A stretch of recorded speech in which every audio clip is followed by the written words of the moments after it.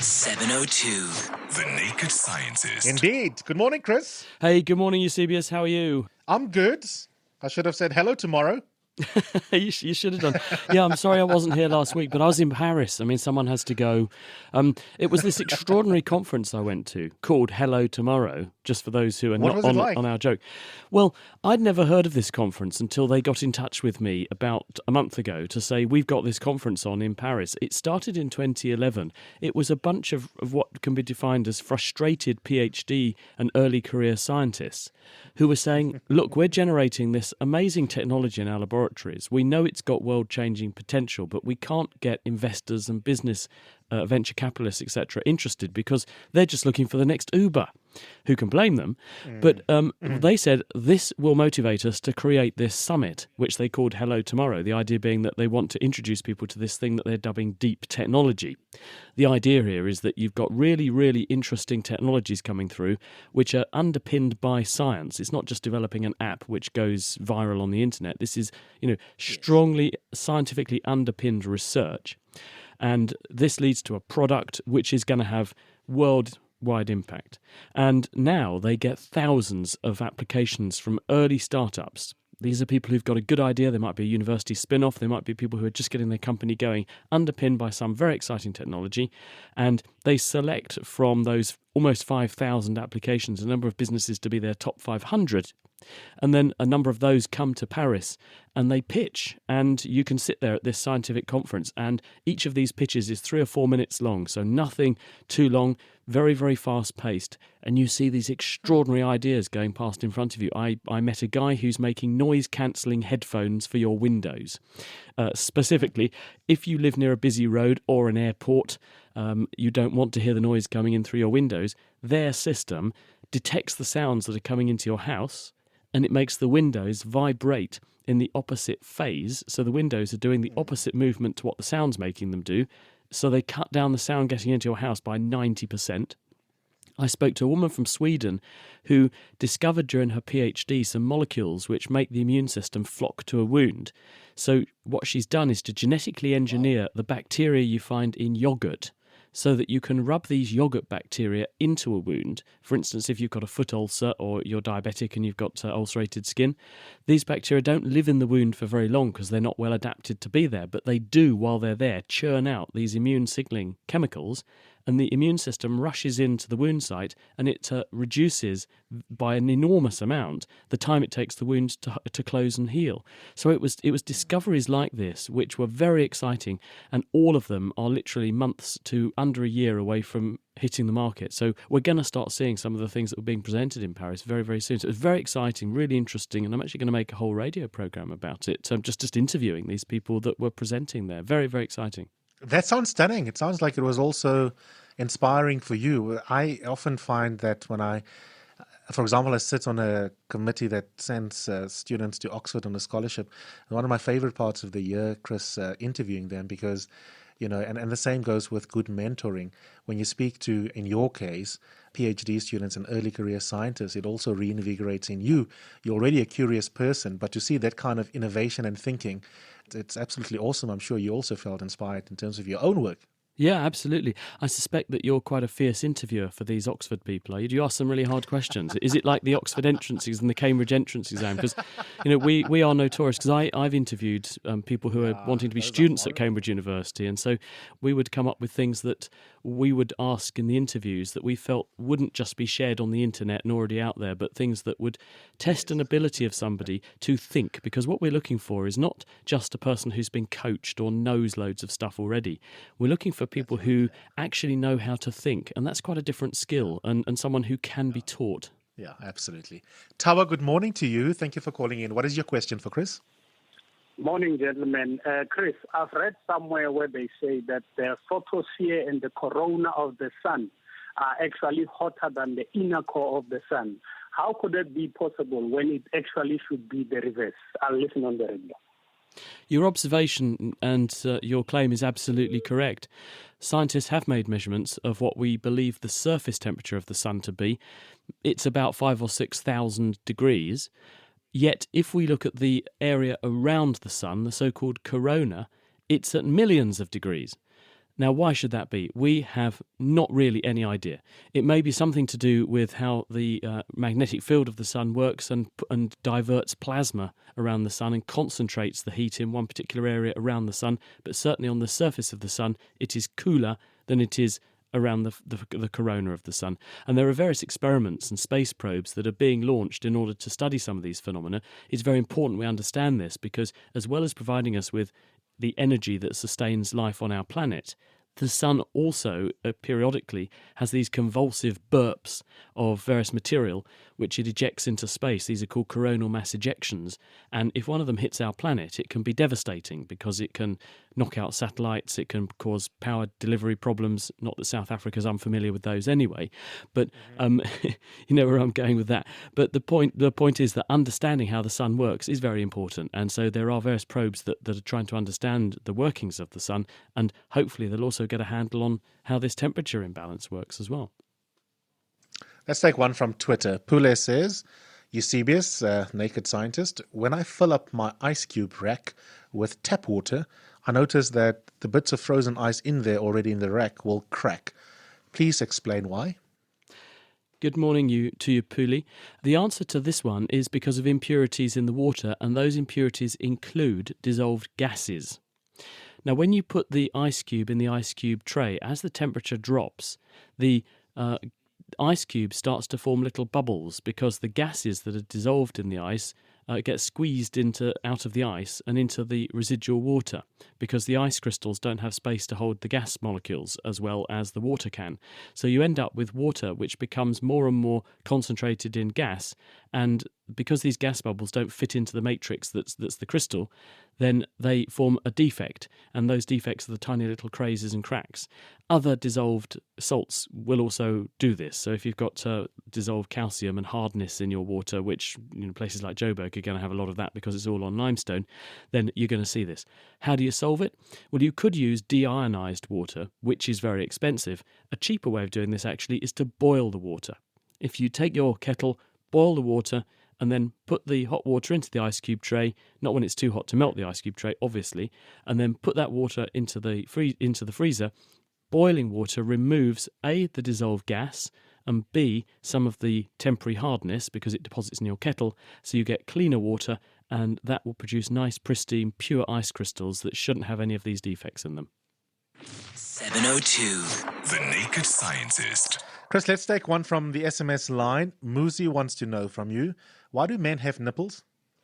The reason men have nipples is because when we form as embryos inside our mums, we form following a standard body plan dictated by our DNA. And it's only once that body plan has already been laid down and all of the different segments of the body, because we develop in a series of segments rather like a centipede or a millipede, and each of those segments has its own genetic program laid down into it that patterns it and tells it how to develop. And that's the same in boys and girls from the moment of conception. We only then specialise the different bits of the body and produce the urogenital system, in other words, the bits that give you a willy or the ladies' parts, later on during development. And so you already have your nipples patterned into your body, and they turn into breasts in ladies but stay small in men under the influence of hormones, and they only come along later on. So the bottom line is your body develops as a pattern dictated by your genes, and some bits of it then grow more or develop in a different way in response to hormones, but nipples are there from the get-go pretty much. Neil, good morning. Good morning. Good morning, Neil. Go ahead. Yes. I just want to know from Chris, I've often wondered, noise-cancelling headsets, does it protect your hearing, or have you actually got double the amount of noise coming in there and you just can't hear it? Hello, Neil. Well, for people who are not familiar, the way that noise-cancelling headphones work is that what they're doing is they are reducing the amount of sound that you don't want to hear going into your ear so that you will listen only to sounds that you do want to hear. The way that they do this is that they have a microphone on the outside of the hearing system pointing outwards, listening to the noise that's coming in from the environment. They then create sound which is out of phase with the sound that's coming in from the environment. And what out of phase means is that if you imagine a wiggly wave, which is a sound wave, if you create the mirror image of that sound wave and then add the two waves together, then it's like -1 + 1 makes 0. the waves cancel out and you don't hear anything. And a sound wave is a pressure wave. So if you create an area of high pressure and then you create the mirror image area of low pressure, you get no pressure, so you don't hear any sound. So in theory, you are reducing the amount of sound going into your ears, but this is not to say that it's not going to harm your hearing, because if you've got the headphones turned up really, really loud for the sounds you do want to hear, you could still be damaging your hearing. So headphones that cancel noise will reduce the extraneous environmental noise, but you've still got to be careful about how loud you actually play your music out when you're using headphones. Tony, good morning. Good morning, Eusebius and Dr. Chris. My questions relate to the CCR5 gene, which is resistant to the HIV virus. Now, the first question is, can scientists harvest this CCR5 gene from people who have it? Alternatively, can scientists produce this gene in a laboratory and administer this to others? Because if that is possible, then Eusebius, your good self, and I would become billionaires overnight. I'm afraid that someone's beaten you I thought to you it. had a public health interest, but I didn't realize you wanted to make money, Tony. No. Well, Interesting question, Chris. If you can do both, that's a good thing. People have beaten you to it because for more than a decade, actually, people have been exploiting the discovery that about 2 to 5% of people in Europe seem to quite naturally be resistant to HIV infection. And when this was examined further, it turned out that what these people carry is a change in a gene. It's called CCR5. It's a chemokine receptor. And this is a molecule on the surface of the white blood cells targeted by HIV, which the virus uses as a co-receptor. It's almost like a toehold that the virus uses to grab hold of the cells it wants to infect. And some people, as I say, between about 2 and 5% of people in Europe have a mutation or a change in the coding for that gene. They've actually lost a little bit. It's called CCR5 delta 32, delta meaning a deletion of 32 genetic letters from their copy of the gene. And this subtly changes the shape of the gene so that when it's expressing its protein on the surface of the white blood cell, it looks different and the AIDS virus cannot recognize it, so it can't cling on. It's rather like Teflon coating the cells. And because of this, the virus finds it much more difficult to infect those cells. And the strains of virus that tend to transmit very early during HIV, and which are the ones that most people give to each other, because they cannot infect via this route, then this is what makes people who carry this particular trait and have this change on their white blood cells very difficult, if not impossible, to infect with HIV. Now, has this been exploited therapeutically? Yes, it has, because we now have drugs which actually target this receptor, CCR5. One of them is called raltegravir, and they block that receptor so that the virus can't get hold of it. There's also, in the last 10 years, now been 2 cases, the last one about a month ago, of people who had advanced HIV and had to undergo a bone marrow transplant because they'd succumbed to a lymphoma, which is a cancer of white blood cells. And this is about 100 times more common in people with HIV that this happens. And these 2 individuals, just by chance, were treated by bone marrow transplantation from a donor patient that had this CCR5 delta 32 change in their white blood cells. And we don't exactly understand why yet, but in these 2 patients, they have been cured of HIV. And 2 years on in one case and many years on in the other case, you cannot detect any virus in the blood of these 2 individuals. So doctors are very intrigued by this and trying to work out how it's happened, because we would have thought that there would be other strains of HIV in the body by that stage that would be capable of surmounting this problem, but it seems to have got rid of the virus. So this is an interesting anomaly that now might lead us down the path of even better ways to manage the disease. So very interesting area. Michael, good morning to you. Hi, can you hear me? Yes, sir. Yes, hi, Eusebius. The naked scientists in South Africa, we're having these challenges about rolling blackout, as you know. Inverters is the topic of the day. What's with the batteries? Has the batteries now got to a stage where we can have a return on investment of a few years and not 10 years? And these batteries have a memory where apparently after 4 or 5 years they start failing. Where are we with technology to enhance the battery life for inverters? I'll listen on the radio. Well, we're getting some really interesting points and topics being raised this week, and this is one of them.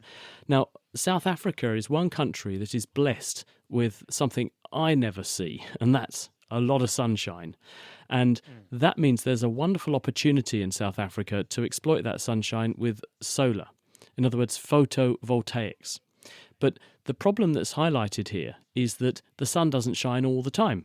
What about nighttime? You still need energy, and if you have a flaky energy provider, then you're in trouble at night, which is where storage comes in. And so what scientists and technologists are moving towards is a much more integrated distribution system, what we're dubbing a smart grid almost, where you have a big input from sustainables and renewables, things like wind turbines, things like solar power, but then you have a way of storing this energy. And there are a number of ways to do this. Some involve, for instance, turning the energy into hydrogen gas, which you store, and then you feed the hydrogen back through what we call a fuel cell, which chemically reacts the hydrogen with oxygen from the air, produces water, so it's not producing waste products, but it liberates electricity. There are also other ways to store energy in batteries, and we're making better batteries all the time. Now, the other point that was alluded to is, why does the performance of a battery deteriorate with time? And this is something which is very familiar to many people. You buy a new laptop, the laptop works wonderfully for the first year or so. Used to have a 14-hour battery life, and you could take it all over the world and your batteries would never go flat. Same with a mobile phone. After a year or so, you start noticing you're having to plug the charger in a lot more often. And the reason for this is that inside these batteries, because these batteries are having to deliver such a huge amount of energy to power these very energy-hungry devices, because they use a lot of energy, the batteries have electrodes inside, often electrodes made of carbon and graphite in these lithium batteries. And the flow of current, as it pushes lithium ions onto and off of the electrode, which is how it works, actually causes the electrodes to begin to fracture or fall apart. And this leads to a deterioration in the ability to store charge and the ability to liberate charge from the battery, which is why the performance declines. So scientists are now looking at new ways to make better electrode materials, or to protect the electrodes better in these batteries, or even go to the next generation of batteries that don't use lithium at all, they use something else. So there's a whole range of options being explored, because we accept we need to be able to store power better. And in countries like South Africa, where there is enormous potential for renewables, wind and solar especially, then having the ability to pack away a lot of that energy in a safe way that can then be redeployed when the country needs it during surges and Ed Sheeran's concert, that's actually going to be a good thing. Thanks so much, Chris. Absolutely stunning. Lovely having you back. We'll do it again next week. All right. Looking forward to it, everyone. Bye-bye.